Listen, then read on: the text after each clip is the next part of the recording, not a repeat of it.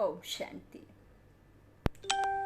कैसे बढ़ाएं एकाग्रता को? आत्मा के 3 अंग हैं: मन, बुद्धि और संस्कार। जब मन संकल्प करता है, वह बुद्धि उस संकल्प का चित्र बनाती है। अक्सर आपने देखा होगा, हम कार्य करते समय सोचते कुछ हैं और बुद्धि कुछ और देखती है, जिससे उस कार्य को करने में अधिक समय लगता है। वह कार्य सही ढंग से संपूर्ण भी नहीं होता, क्योंकि आप जिस कार्य को कर रहे हैं, मन वहाँ नहीं।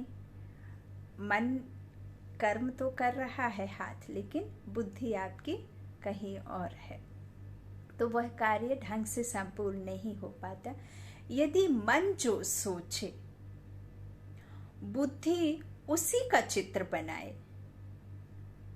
तो हमारी सारी जो सृजनात्मक ऊर्जा एक ही कार्य पर केंद्रित होगी, जिससे कार्य शीघ्र व सफलतापूर्वक संपूर्ण होगा।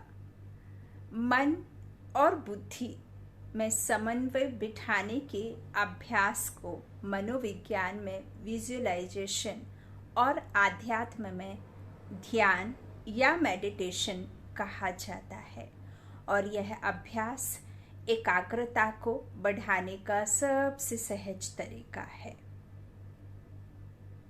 आपने भी एग्जाम्पल के तौर पर देखा होगा, जब हम कभी बैंक से रिलेटेड काम करते हैं, तो आपको यह अच्छे तरीके से पता होता है कि यदि बैंक का कार्य करते समय हम कंसंट्रेट बना करके नहीं रखेंगे और एक भी डिजिट रॉन्ग हो गया, तो हो सकता है आपके पूरे होल लाइफ का जो भी फाइनेंशियल है, उसमें बहुत बड़ी मुश्किल हो सकती है।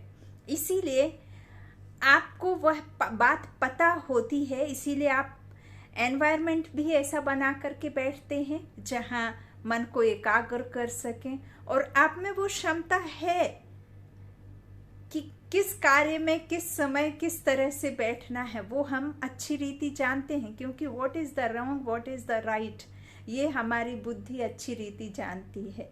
आपको किसी के द्वारा बताने समझने की आवश्यकता नहीं है, क्योंकि हमें पता है कि क्या सही है क्या गलत है।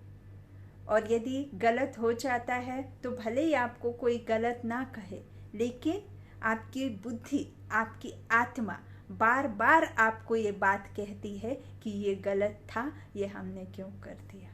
तो कॉन्सेंट्रेट करना भी एक तरह से वही है कि जो मन में, वो बुद्धि में, और वही संस्कार अर्थात कर्म करते करते वो बात हमारे में शुरू हो जाती है, और वही फिर हमारा संस्कार बन जाता है।